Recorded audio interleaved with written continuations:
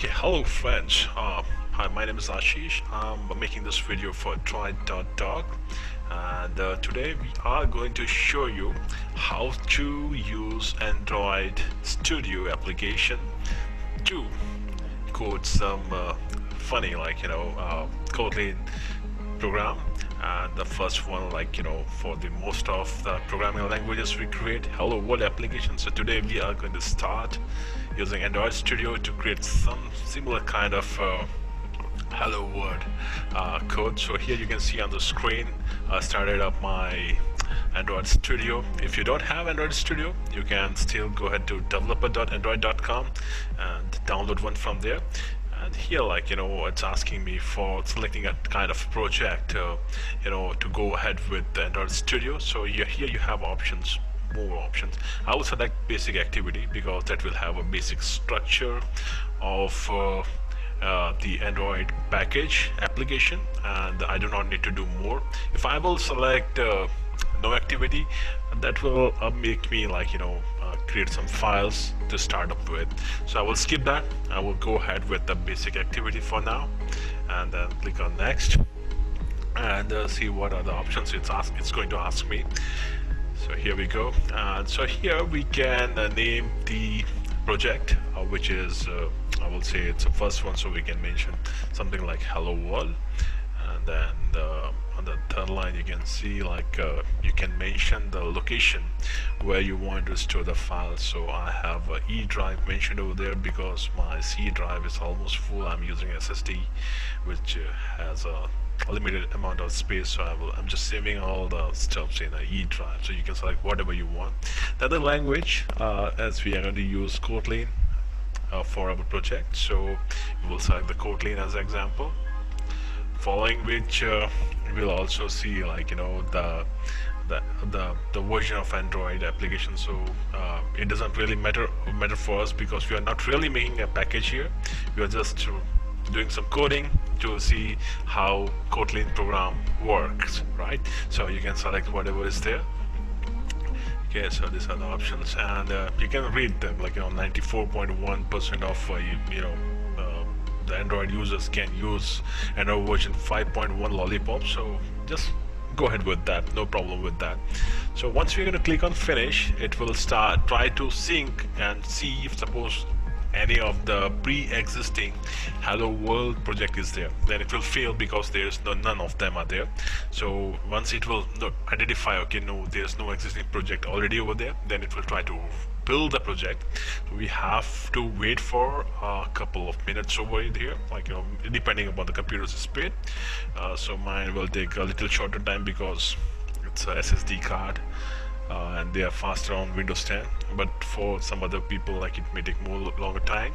So it will run, it will create the package, and because we have selected the basic layout, so it will give us a basic layout of application package already created. So we'll be able to see you can see on the right hand side how the basic page will look like, which does not have any buttons or anything. So our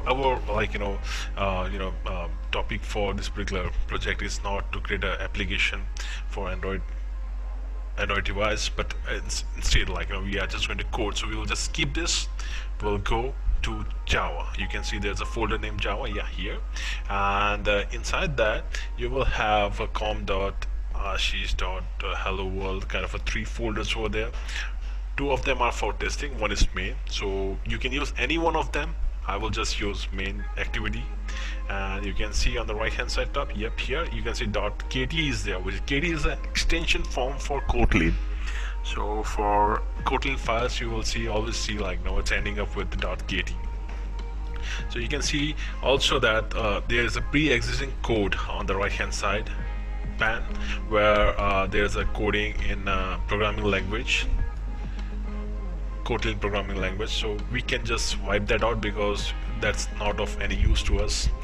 So we can just remove that, and we can start creating our own set of code for running our first program, hello world, and see how it works. Okay.